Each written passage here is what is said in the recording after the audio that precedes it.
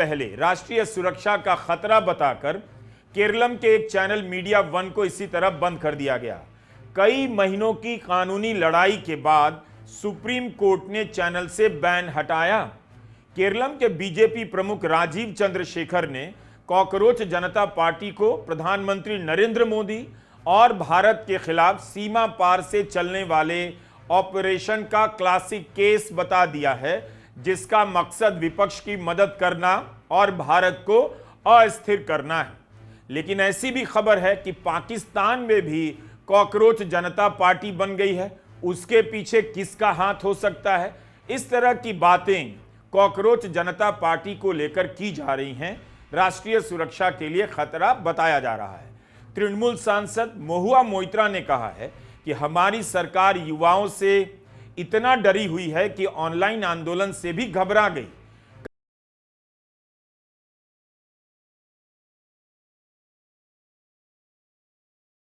योगेंद्र यादव जी, इनका यह कहना है कि अगर इन युवाओं को, ये जो फ्रस्ट्रेटेड यूथ हैं, अनएम्प्लॉयड यूथ हैं, अगर इन्हें सही दिशा मिल गई तो फिर इन युवाओं में, इस युवा ऊर्जा में तख्ता पलटने का भी दम है, व्यवस्था बदलने का भी दम है। ये जो लोग कह रहे थे कि सब मोदी जी के भक्त बन गए हैं, ये देश में कोई विरोध नहीं है, पता नहीं मीडिया को खरीद लिया है, बाकी लोगों को नशा दे दिया है, कुछ लोगों को राशन दे दिया है, पूरा देश सोया हुआ है, ये बात बिल्कुल सच नहीं है। इस देश में करोड़ों लोग एक छोटे से सवाल पे अचानक खड़े हो सकते हैं। सवाल है, जरूरत है एक ऐसे विपक्ष की, जरूरत है ऐसे नेतृत्व की, जरूरत है ऐसे प्रतीक की जो कि इन्हें इकट्ठा कर सके। और ये जो इंटरनेट पे इकट्ठा हुआ है, उसका यदि शो का आखिरी संस्करण एयर हुआ और अब उनका शो खत्म हो गया है। अब ट्रंप ने एआई से बना यह वीडियो जारी किया है, जिसमें वह स्टीफन कोलबेयर को कचरे के डिब्बे में खुद उठाकर फेंक रहे हैं। यानी जनता से छिपा भी नहीं रहे कि कोलबेयर का प्रोग्राम बंद करने के पीछे कौन है। मतलब एक राष्ट्रपति इस बात का सुख ले रहा है, एक पत्रकार, एक कॉमेडियन को उन्होंने कचरे के डिब्बे में फेंक दिया। दुनिया के हर देश में इस तरह का तमाशा हर रोज चल रहा है और जनता का ही एक बड़ा वर्ग इस खतरनाक तमाशे पर ताली बजा रहा है। कॉकरोच जनता पार्टी सिस्टम के प्रति उनके भीतर जो भी असंतोष रहा हो, उसकी अभिव्यक्ति को बाहर लाने के लिए सरकार ने कुछ समय तो दिया, उसके लिए सभी को शुक्रगुजार होना चाहिए। यहां तो एक झटके में वीडियो डिलीट करवा दिए जाते हैं।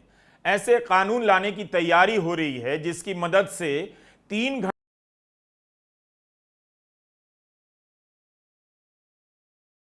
गया। अब इससे फुर्सत पाकर युवाओं को अपने घर में इसके कारणों की तलाश करनी चाहिए। मां बाप से, रिश्तेदारों से पूछना चाहिए कि व्हाट्सएप ग्रुप में वे किस तरह की बातें करते रहे हैं।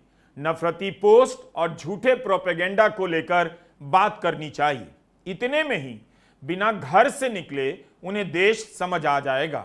मैंने कॉकरोच जनता पार्टी के सारे गाने तो नहीं सुने, ना ही सभी रील देखे, पर दर्जन भर तो देखे ही।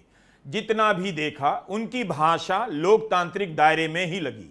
उन्हें गाली गलौज का इस्तेमाल करते नहीं देखा। अगर उनकी अभिव्यक्ति को कुछ लोगों ने कॉमेडी के दायरे में देखने की कोशिश की है, तो यह भी देखना चाहिए कि उनकी कॉमेडी में गाली नहीं थी। वैसे इसे लेकर मेरा कोई नैतिक स्टैंड नहीं है, बस यही मानना है कि लोकतंत्र में भाषा में मर्यादा का होना बहुत जरूरी है। गालियां किसी भी भाषा में कंकड़ पत्थर की तरह हैं।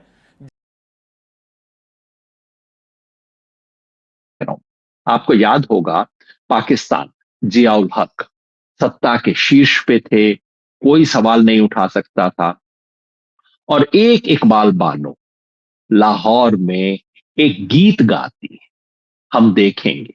आज भी रोंगटे खड़े हो जाते हैं मेरा वो गीत सुन के। और एक गीत मानो वहां पे एकदम उस विद्रोह को चिंगारी दे देता है। तो ये दुनिया भर में होता है। एक डिक्टेटोरियल सत्ता के विरोध हमेशा सामान्य तरीके से नहीं, कुछ प्रतीकों, कुछ इसके माध्यम से होता है। और दुनिया भर के डिक्टेटर जानते हैं कि उनकी सत्ता डंडे पे नहीं, उनकी सत्ता तिलिस्म पर आधारित है। और उस तिलिस्म को अगर कोई तोड़ता है तो उससे वो सबसे ज्यादा घबराते हैं। जी, जी। एक सवाल और अगर हम अभिजीत दीप के जो इसके फाउंडर हैं और भी उनके साथ कुछ युवा साथी हैं, उनका कहना है कि साहब accounts but you cannot hack this movement, cockroaches never die। और उसके साथ उन्होंने कुछ और लिखा है कि हम अपने प्लान पर वर्क कर रहे हैं, हम स्टैंड बाय दूसरे प्लेटफॉर्म बनाएंगे जो कुछ। तो स्वागत है आप दोनों मेहमानों का, यशोवर्धन जी और शीतल जी। पहले 3-4 दिन तक मैंने कॉकरोच जनता पार्टी के सोशल मीडिया पर जो भी पोस्ट उसको लेकर थे या सनसनी थी, मैंने अवॉइड किया कि देखते हैं, ऑब्जर्व करते हैं है क्या मामला। लेकिन जब मामले ने इतना तूल पड़ा तो पकड़ा तो लगा बात की जानी चाहिए। जब इतने लोग, लाखों लोग किसी प्लेटफॉर्म से जुड़ गए। यशोवर्धन जी स्क्रीन पर जो देख रहे हैं वही शख्स है, और ये 4 एक्शन जो उस शख्स के खिलाफ, जिसमें उसके अकाउंट सस्पेंड होना, हैक होना, वेबसाइट डाउन होना और मारने की धमकी, और उसके बाद देश भर में एक तरह से कई तरह के बवाल। तो आपकी पहले व्याख्या समझना चाहूंगा, एक शख्स जो आभासी दुनिया में है, वर्चुअल स्पेस में है, ग्राउंड, इससे मैं तो हैरान हूं। मैं बड़ा इंटरेस्टिंग एक चीज आपने कही कि कोई ऐसा काम अभी तक नहीं किया जो कानूनी तौर पर वो किसी तरह का खतरा हो। लेकिन चूंकि आप आईबी के स्पेशल डायरेक्टर रहे हैं, कल इंडियन एक्सप्रेस में जो खबर छपी थी उसमें किसी आईबी रिपोर्ट का भी हवाला था कि आईबी ने ही सरकार को आगाह किया कि देश की शांति सुरक्षा को खतरा है, युवाओं को भड़काया जा रहा है, और इसलिए आईटी एक्ट जो सरकार के पास ऐसे अधिकार हैं जिसके हवाले से फोर्स किया गया कि इसका एक्स के इंडिया में हैंडल को सस्पेंड किया जाए।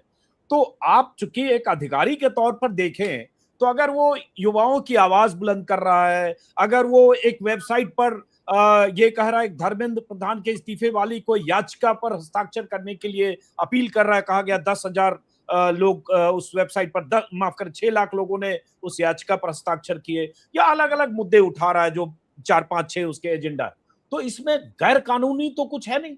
तो भारतीय जनता पार्टी कल की नई बनी हुई पार्टी सोशल मीडिया की ताकत से घबरा गई है दोस्तों। आपको बता दूं कि सीजीए सूर्यकांत सुप्रीम कोर्ट का जज, जहां पर सुप्रीम कोर्ट के अपने फैसले देखें दोस्तों, कितना स्लो प्रोसेस है, ठीक है, और किस पॉलिसी के तहत ये जजों की भर्तियाँ होती है, ठीक है, सबको पता है। और वो कल बैठ के उसने बोला है कि जो अनएम्प्लॉयड यूथ है वो कॉकरोच की तरह है। ठीक है, मान लिया हम कॉकरोच की तरह है, तो तुम किसकी तरह भाई? तुमने क्या उखाड़ लिया है? तुमने क्या उखाड़ लिया? इतने केस पेंडिंग है, किसी की सुनवाई करी भी है नहीं करी है, ठीक है, अरावली काटी जा रही है। तेरी हिम्मत है बोलने की? तेरी नहीं है हिम्मत सरकार के खिलाफ बोलने की, क्योंकि तुझे पता है कि तू कुछ नहीं है, तू एक थर्ड क्लास पर्सनैलिटी तेरी, और कुछ नहीं है, ठीक है। तुझे जब चाहे सरकार संसद में कानून लाएगी, उठा के बाहर कर देगी, ठीक है। तो इनको यही लगता है दोस्तों ये देश इनके बाप का है, पर आने वाले समय में इन सब को पता चल जाएगा दोस्तों, ठीक है, कि क्या कुछ होता है। दुनिया के बड़े बड़े पोजीशनों पे, यहाँ पे भारत की बड़ी बड़ी टॉप पोजीशनों पर जिस तरह से EWS का सहारा लेकर इस देश को खोखला किया जा रहा है, वो किसी को नहीं दिखता दोस्तों। क्रिकेट में भी देख लो, कोई आदिवासी नहीं खेल रहा है, कोई निचले जातियों के लोग नहीं खेल रहे, वही लोग खेल रहे हैं जो आपको पता है। तो ये आरक्षण कहाँ था? हज़ारों साल आरक्षण था, क्या उखाड़ लिया इन्होंने? इस देश को गुलामी दी है और कुछ नहीं दिया, बात सच्चाई है। अगर इतने महान होते तो फिर क्यों अंग्रेज़ों के तलवे चाटते फिरते? चैनल को सब्सक्राइब करो।